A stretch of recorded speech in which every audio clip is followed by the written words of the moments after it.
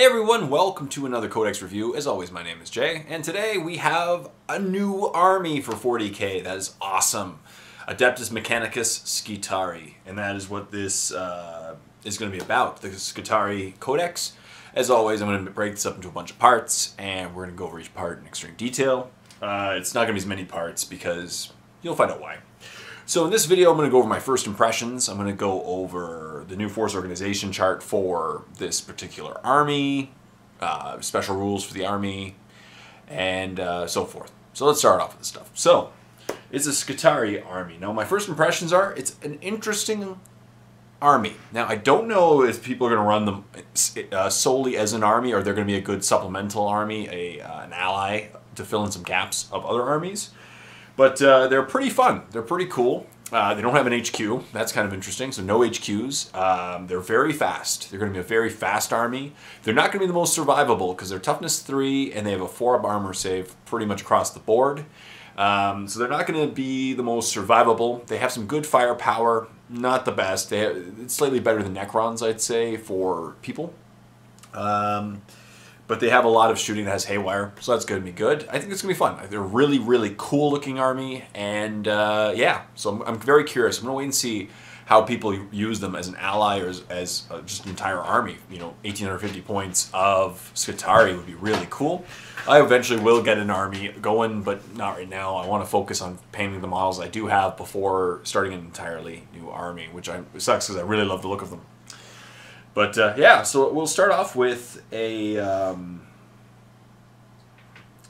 Skitarii Maniple, which is the force organization chart for the Skitarii if you want to take it from this codex. And it's interesting because the compulsory is only 2 troops. As I mentioned, there's no HQ slots in this codex, so the odds are the Warlord will be an upgraded character of one of the squads. So the compulsory for the Maniple is just 2 troops, no HQ.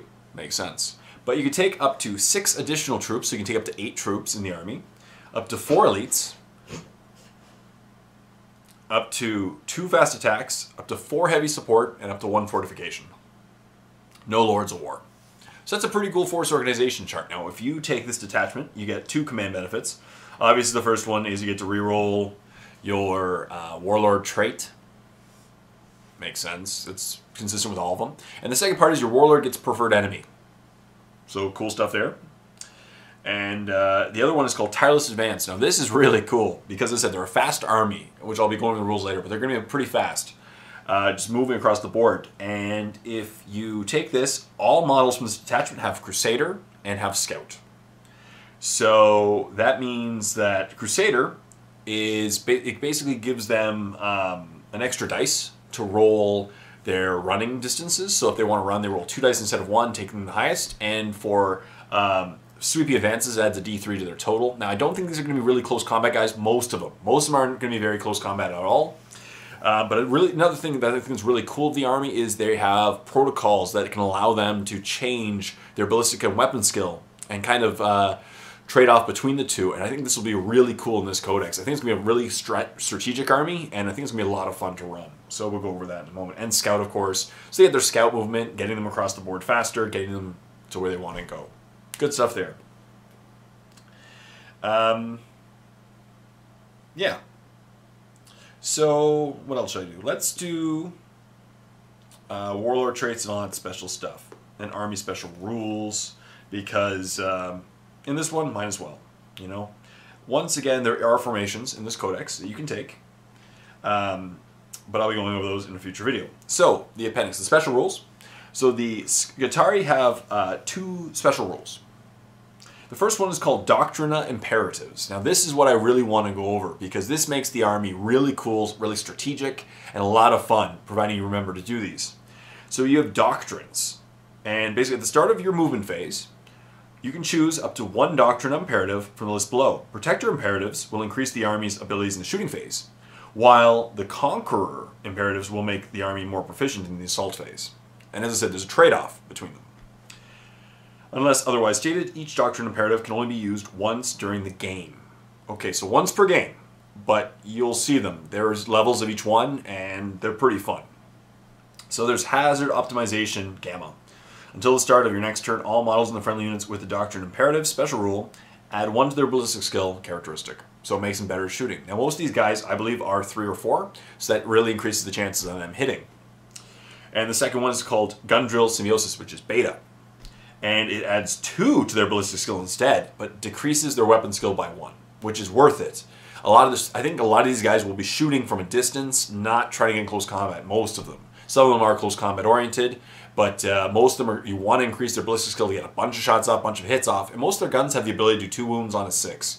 Kind of like, well, not rending, it just auto wound, it's like poison 6 up, but it does 2 wounds instead of 1. And then there's Binarctic Omniscience Alpha, which is all models and friendly units with a Doctrine Imperatives, but add 3 to their ballistic skill, so everyone's hitting on like 2s, for sure. Probably reroll to 6s.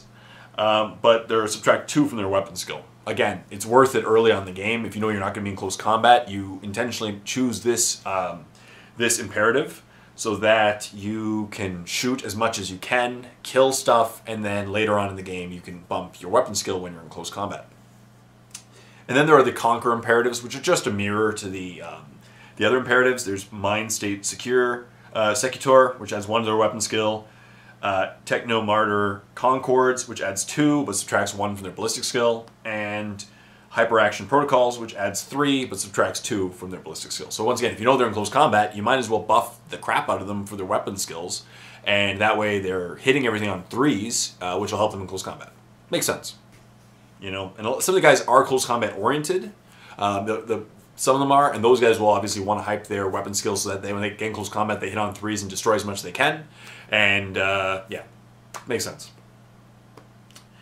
Next is the Dune Strider special rule. Now this is what makes them stupidly fast, is that they add 3 inches to their maximum move distances when it moves in the movement phase, when it runs, and when it makes charge moves.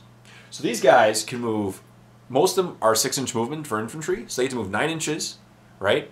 9 inches normal movement. They can run d6 plus 3, but of course most of them have Crusader, so they're going to roll 2d6, take the highest, plus 3. That basically guarantees them like a 7 plus, probably 8 or 9, and then they can assault up to 15 inches. Pretty sweet stuff. And that's also really good because it changes their minimum distances, which I find, so it's happened to me a couple times when I want to assault something like 3 inches away and they're in cover, I roll a 2 and a 1 and they don't get anywhere. This basically guarantees them a minimum 3-inch movement in the assault phase if they're charging into terrain, which really helps a lot. If they want to get into combat, it really helps. So they're going to be fast. They're going to be really fast. And allies, all units in the Codex Skitarii have the Skitarii faction. The Skitarii are part of the armies of the Imperium and ally as such, as described in the ally section of Warhammer 40k, the rules. Makes sense. Let's go over the Warlord traits. Now, as I said, there's no HQs in this codex, so it's interesting. You're going to have to upgrade a sergeant, or an upgrade, a leader to a Warlord. That's okay. So, of course, and now this is the weird part of this codex. So when generating his Warlord trait, a Skitarii Warlord can either roll a d6 on one of the Warlord trait tables in the Warhammer 40k book, or roll a d3 on the Warlord trait table below. So you don't have access to there's 6 powers in this Warlord table, but you only have access to 3 of them unless your Warlord is a Skitarii Vanguard Alpha or a Skitarii Ranger Alpha. Now if you have one of those, you can either roll d6 on the Warlord traits or a d6 on the table below. So if you have a Skitarii Ranger Alpha or Vanguard Alpha, they have access to all 6 of the Warlord traits. Otherwise, you only have access to the first 3. They're pretty good still, but you really want 4, 5, and 6. They're pretty cool. So let's go over them. First one is called Reinforced Exoskeleton, which just gives Eternal Warrior. Keeps them alive, which is awesome stuff there. Eternal Warrior is great. Doesn't die as quickly. Most of these guys are toughness 3. Some are toughness 4, so you really want to keep them alive. Number 2 is Artificer Armament. And my dogs are running around. Which just gives a master-crafted special rule to one of the weapons carried by the person, but it can't be an artifact. Number 3 is your Warlord can re-roll failed Feel No Pain rolls, which is cool because most of them have a 5-up or a 6-up Feel No Pain. Cool. Keeps him alive. I'd prefer preferred enemy. Not preferred enemy. I prefer Eternal Warrior, personally, to reroll Feel No Pain. Because there's going to be a lot of high strength stuff that's going to hit him. I prefer to keep him alive because a lot of stuff will negate Feel No Pain, but nothing can negate Eternal Warrior other than remove from play. And then these that was number 1, 2, and 3. As I said, if you have access to the top 3, here they are. There's number 4, which gives Shrouded, which is great. Keeps your guys alive because then you keep your leader with a squad of guys. They all have Shrouded. Give them a 2-up cover save and cover. Nice stuff there. Number 5 is your Warlord and all friendly units within 12 inches of the Skitarii faction. Within 12 inches of them, reroll failed morale, pinning, and fear tests. Good. Keeps them from breaking. And number 6, Emotionless Clarity. When your Warlord and his unit fire Overwatch, their ballistic skill is counted as being 4 instead of 1. Yeah. Your Warlord and his unit. This is not affected by bonuses or penalties from the Doctrine Imperative special rule. So, yeah. So you can Overwatch at full ballistic skill with your leader and his squad. So that's a great one. I like that one a lot. And I'll be going over the weapons as they pop up in the options for the codices because, yeah, I'll just go over them in more gear because there's going to be a lot of them. There's also Relics that they have access to. There's Archon's Divinator, which any model with the Archon's Divinator identifies a mysterious objective or deploys or if a bearer identifies a mysterious objective or deploys or moves into a piece of mysterious terrain, you can choose to reroll the result when determining what that mysterious objective or piece of terrain is. There's the Omniscient Mask, which the bearer has Zealot. Okay. And Zealot automatically passes pinning, fear, and regroup tests and morale checks, but cannot go to ground or cannot choose to fail a morale check. There's the Pateradium. If the Pateradium, the guy who holds it, is locked in combat with one or more enemy units at the end of the initiative 1 step, each of the enemy units must take a toughness test using the toughness value of the majority of the squad, of the unit, or the highest in the case of a tie. If the test is failed, the unit takes D6 randomly allocated wounds with no armor saves allowed. That's pretty cool. Helps kill stuff in close combat. So, yeah. There's the Phase Taser. Cool name. Which is a Strength +2 AP dash melee interdimensional electrocution taser. And what taser does is taser will happen throughout this. You'll hear a taser throughout this codex. But whenever making an attack with a weapon that has the special taser, a hit roll of 6 causes 2 additional hits on the target. Basically, it's like Tesla. Makes sense. And melee, so it can be used in close combat. There's the Phosphoenix, which is a shooting attack. It is a shooting artifact.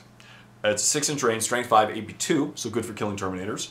Pistol, Luminagen, Phosphex, poison 3-up. So it's a poison 3-up, which is great for killing Terminators, and it's AP 2. Cool.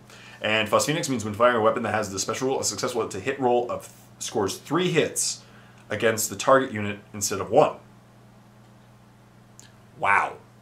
And it is 1 shot. It's a pistol, but if you hit a target, like you shoot a squad of Terminators, you hit with 3 hits instead of 1.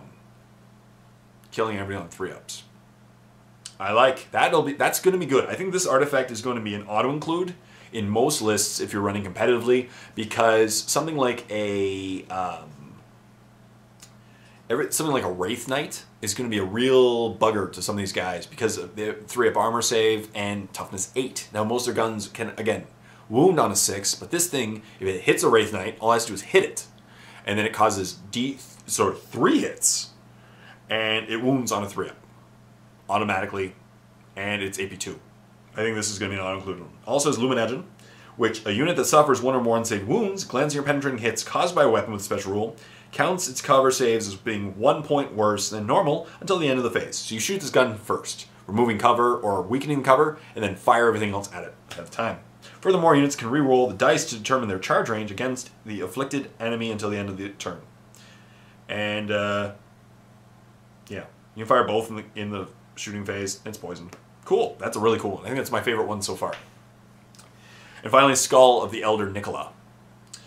Once per game, the bearer of the Skull of Elder Nicola can unleash its power instead of firing a weapon. To do so, roll a number of d6 equal to the current turn number. So it's turn 5, you roll 5d6. The total rolled is the range of the attack in inches. All enemy vehicles within range suffer a Strength 1 AP- hit with the Haywire special rule. So then you just roll. So basically, you roll, so if it's turn 5, you roll 5d6 distance, and every vehicle within that distance gets hit by a Haywire, which again, 1, nothing, 2 to 5, glance, 6, pen. Could be fun. Could be fun. Keep your guys in gear. I wouldn't do this early in the game. I'd keep it till later. So that's it. So, yeah, this video is 15 minutes long. We'll probably call it here.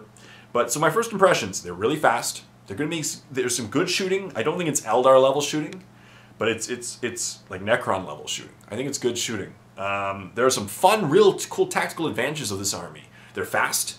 They are that cool doctrines which allow you to change your stats throughout the game. It's gonna be hard to keep track of them sometimes, but it would be fun. The Doctrine Imperatives, they allow you to change things. And early on in the game, I think it'd be a really good idea to sacrifice your weapon skill to get a really good ballistic skill and just fire as much as you can at your opponent, killing as much as you can.